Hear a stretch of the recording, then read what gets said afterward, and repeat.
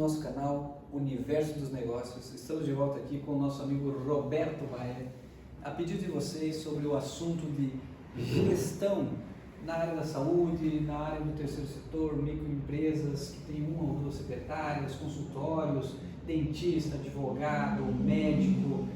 Como é que a gente faz essa gestão desse consultório? Como que a gente consegue, depois dessa reserva de emergência, estipular tempo de reserva de emergência, quando tirar o dinheiro da empresa, como a gente deve investir esse dinheiro? Perfeito. Olá, Pedro. Nós devemos começar pelo conceito básico, que é o conceito de se gastar menos do que se ganha. Então, eu quero voltar ao vídeo anterior, onde a gente falou de regime de caixa, onde a gente olha para o nosso saldo bancário, tudo que entrou de dinheiro do período e tudo que saiu de dinheiro do período. Esse encontro de contas do mês, ele tem que ser positivo, tem que ter sobrado o dinheiro da operação, o teu mês tem que ter valido a pena.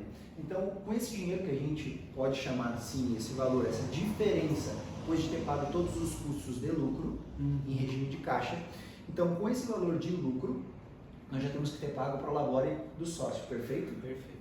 E depois de um período que a gente falou de 6 meses a 1 ano, nós vamos ter o quê? Vamos ter uma lucratividade acumulada da empresa. Ou seja, nós trabalhamos durante 6 meses, trabalhamos depois de 1 ano, e aí a empresa gerou caixa, ela tem um volume de caixa, porque cada mês vai sobrando um pouco de dinheiro. A gente falou até no outro vídeo, dando um exemplo de 10 mil reais, no final de 12 meses, 10 vezes 12, 120 mil reais. Desses 120, um percentual que eu indico você tirar da empresa, para você que é sócio, é 30%. Deixa os 70% na empresa, tá? E com esses 70%, o que você vai criar? A reserva de emergência da empresa, onde a gente vai identificar qual é o custo da tua operação para 6 meses, por exemplo. Qual é o custo da tua operação no mês, vezes 6. Esse é o volume de dinheiro que você precisa para a tua reserva de emergência. Então, recapitulando, gastar menos que ganha. Depois, com a lucratividade, deixar a lucratividade acumular. Depois que a lucratividade acumula, não tira todo o dinheiro de lucro da operação e com isso cria a reserva de emergência. Primeiro passo, reserva de emergência da empresa, que é o que te dá dinheiro, de fato. Perfeito? Depois de você ter a reserva de emergência da sua empresa, com o seu Prolabore você pode começar a retirar, eu falei até de 30%, começar a retirar um valor da empresa. Deste valor que a gente retirar, nós fizemos a reserva de segurança da empresa. Agora nós vamos fazer a reserva de segurança do CPF, do dono do negócio. Então, depois de construir a reserva de emergência, nós vamos pensar em investimentos. E a gente começa por investimentos sem risco e com liquidez.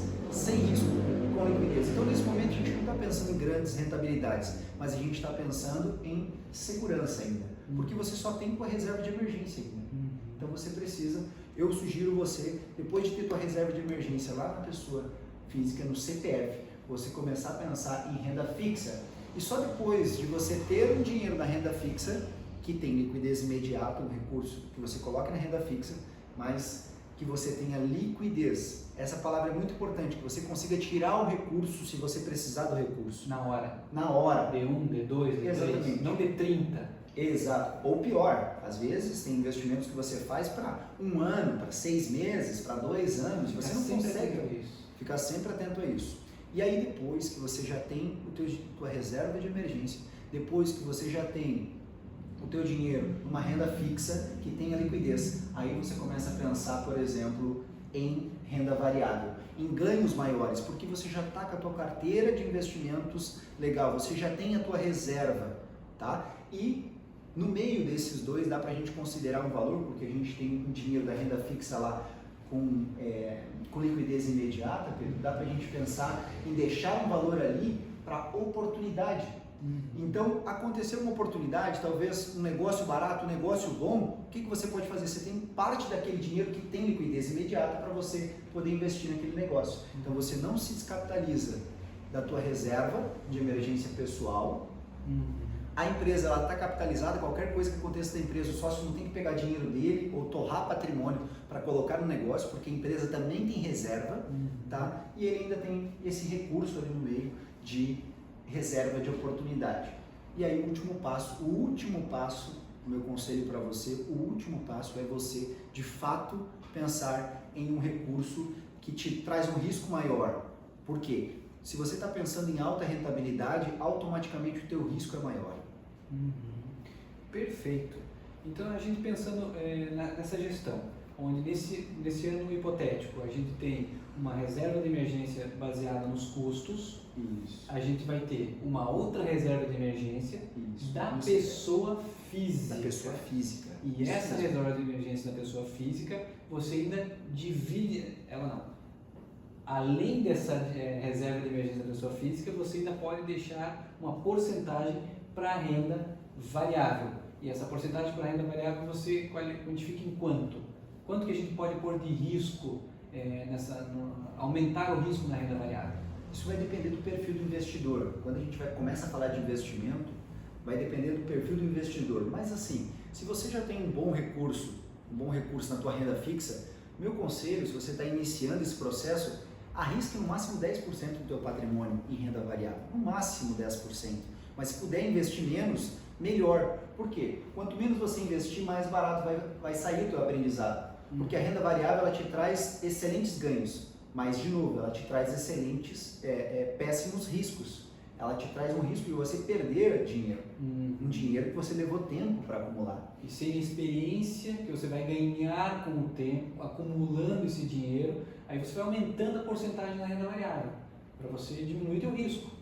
Exatamente. Em busca de conhecimento e rentabilidade. E ao longo do tempo, concordo com você, você pode ir aumentando esse percentual, porque daí o teu ganho começa a ser maior, porque a renda variável ela vai te trazer um risco maior, mas ela te traz também um retorno maior. E quando você aprende a fazer isso, não coloca o teu dinheiro da renda variável só na mão de uma outra pessoa, ou de um outro banco, ou de apenas do assessor, quando você une o teu conhecimento, quando você buscou informação, mais com, por exemplo, as informações de um assessor, você junta essas duas experiências, ao longo do tempo o teu ganho de fato ele é muito maior e por isso você acaba colocando um percentual maior na renda variável.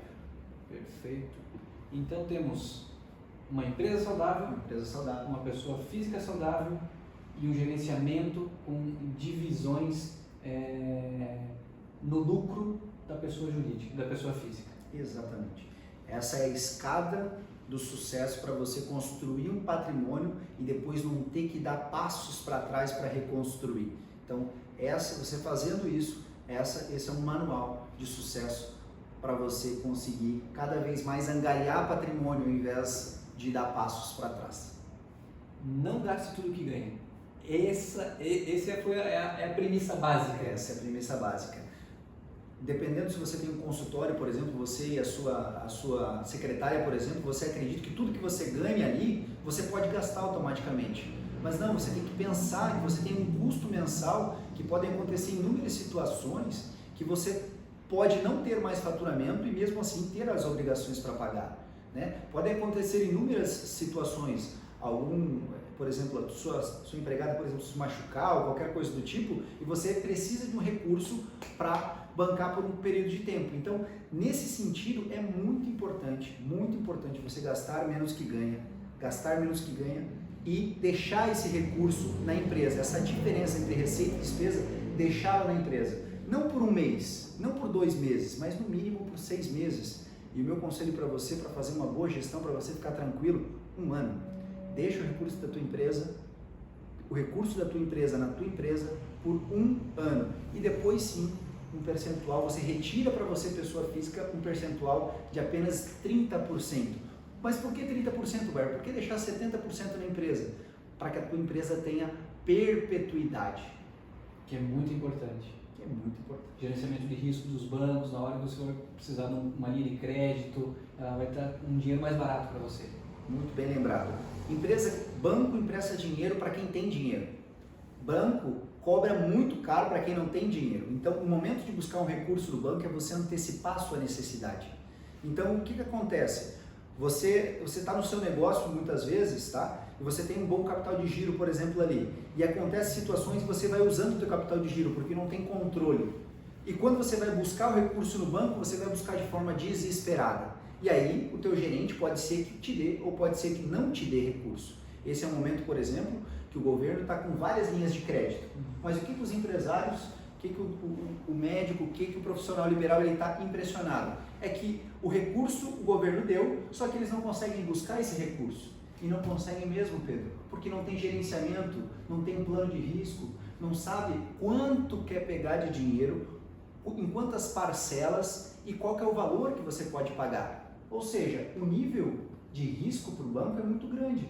E aí as pessoas têm que entender, os empresários têm que entender que banco não é filantropia. Que o banco também é uma empresa que quer dinheiro. E se ele está te emprestando dinheiro, que é o produto dele, ele quer que você devolva com juros. E esse juro, esse risco. E esse risco, se ele for alto, se você não tiver dinheiro na conta, o teu risco aumentou. Não interessa se você tem 1 ano, 2 anos, 3 anos ou 5 anos de empresa, o teu risco aumentou. E se o teu risco aumentou, automaticamente a tua taxa de juros aumenta. E Baer, para finalizar, essa reserva de emergência da pessoa jurídica, esses 6 meses de despesas que você tem calculado ali, você deixa num fundo de investimento de pessoa jurídica de saque imediato, ou você deixa na conta corrente?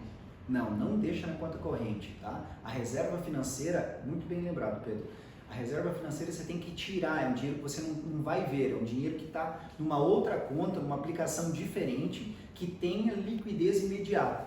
Não me deixa numa poupança, nem nada do tipo, porque poupança nem é investimento, mas deixa pelo menos rendendo 100% do CDI ali, tá? Pelo menos isso, e que tenha liquidez imediata. Porque não adianta você fazer uma reserva de emergência e você só conseguir pegar o dinheiro em 60 dias. Não adianta. E aí, gente, eu aconselho, quando vocês começarem a falar de reserva de segurança, quando vocês começarem a falar de investimento, vocês procurem alguém especializado no assunto para que possam te orientar, tá? E dependendo do nível de conhecimento da pessoa que está, do empresário, ele não tem nível de conhecimento em finanças e em investimentos. E aí ele vai deixar na mão do gerente do banco. E o gerente do banco, dependendo, se você não tiver conhecimento, ele vai te orientar num recurso errado.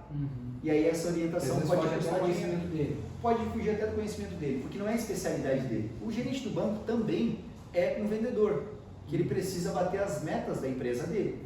E se você fala, por exemplo, de um agente de investimento, uma pessoa que é especialista no assunto, ela é maior interessada em fazer o teu recurso crescer.